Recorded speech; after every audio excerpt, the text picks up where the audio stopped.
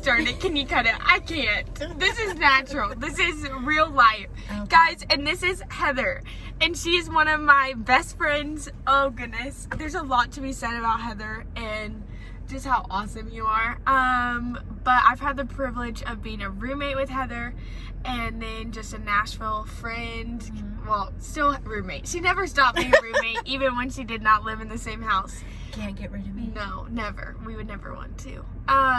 And then just when I think about Heather, I think about nurturing love. Like, there is no bit of me that never feels cared for or seen, and deeply listened to when I'm around you. And that is a gift that you get to give to people, and that you've given to me since I've met you last March.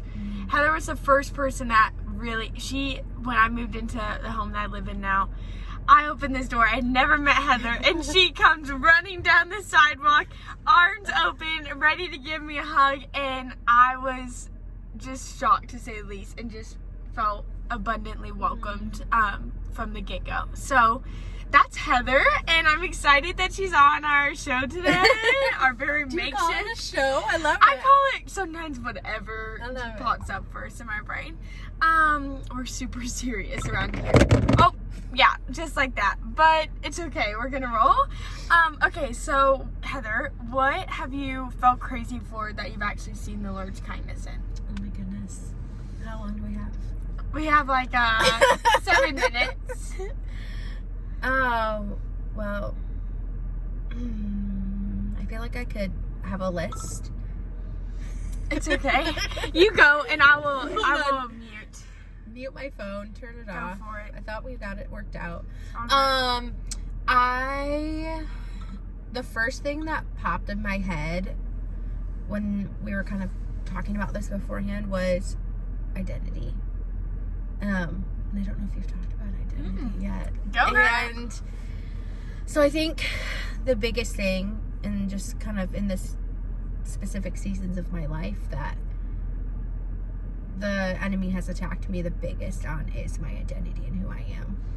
And specifically a time in 2018 when I had a point where I had to like leave everything that I loved and that I was doing for the kingdom, and had to like, the first word that comes to my head is abandon, which I know I didn't abandon it, but it felt like abandonment because I was being so heavily just attacked in my identity that I had to move back all the way across the world to have to Preface, she was a rock star missionary in Zambia for 4 years. 4 years. Yeah. So like that is the biggest thing. And I like, if I could tell, like, I literally felt crazy. I would tell people like I felt crazy. I was walking around my so I could go into so many things. We only have 5 minutes. But I would tell people like I felt crazy, and felt so beyond of myself and who I was and who I felt like God has created me to be. And so that probably identity 100% of who I am and who I'm supposed to be, and just like the deep heaviness of my identity. Sure. That made me feel cuckoo bananas. Which is fair.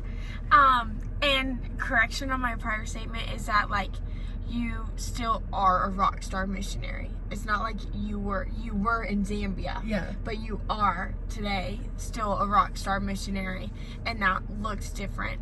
So my question is, since the moment where you were like, I feel like bat crazy in my own brain, and I say it with a slight chuckle because I've been there before, and it's the worst, and you can only kind of say it tongue-in-cheek looking back. Humor now. Yeah. But all to say, now, like, season you're in, how are you finding lightness? What does it look like to walk in your identity now? And maybe not in a perfect way, but a purposeful, like, how has he brought lightness? That's a good question too. I feel like I still battle with it every single day. And I think a lot of light that's been put on something that I feel like I never thought I had was strength to get through every single day. Like, I didn't think I was back when stuff happened too. Like, I didn't think I was going to get through every single day. And a lot of light. I just like see this, the Lord just like putting spotlights on things that I needed to see. Like, if you think of light, and that would be like my strength, and a spotlight on our friendship and the friendship that we have in the house that we live in, and our community that we have. And man, lately, as of like a month, it's been strength and just the sweetness of that I was like like he chose me to do exactly what he needs me to do on this earth. And I think something that kind of goes hand in hand with the struggle with identity is the struggle in belief in yourself. And I feel like lately it's been, I have to believe in myself. First, I need to believe in the Lord that like he has everything ordained and planned and perfect. And then I have to believe in myself too. So those kind of go hand in hand. That's pretty awesome. Identity and belief. I love it. I've seen that come alive in you in the past month, which is really has been a gift. What does it look like to walk, like to choose the belief every day? Like, do you have a practical step, a spiritual step? Like, what is it to win the battle of your mind and believing in yourself each day? My mentor always tells me fake joy till I feel joy. So sometimes on days when I have to get out of bed. And there's some moments where you just like, I just gotta get out of bed. I just gotta do it. Something that I force myself, maybe a little bit is, and something I struggle with, to be fully transparent, is being in the Word. And just seeing how much that I'm like, okay, every morning, that's what I'm going to do. And I know I spoke in our Bible study a while ago, like how I was doing that every single day in the morning, and how it just came, like, it was just new life. Like, I started reading those words in the Bible, and I was like, I've never heard it this way before, or felt the way that I did. And, and